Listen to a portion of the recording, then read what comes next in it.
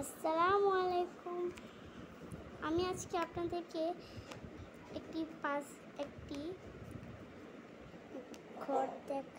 একটি প্রাসাদ বানাবো। তো আমি সবার আগে একটা লাল ইসে নিয়ে নিলাম।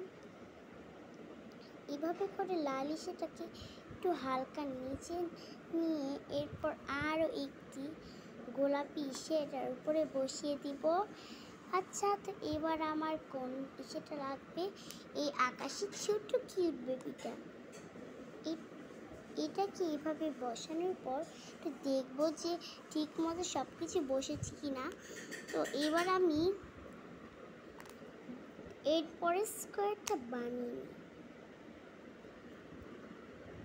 তো আমার এটা বানানো শেষ হলে আমি এখানে একটা ঢোকার জন্য একটা করব।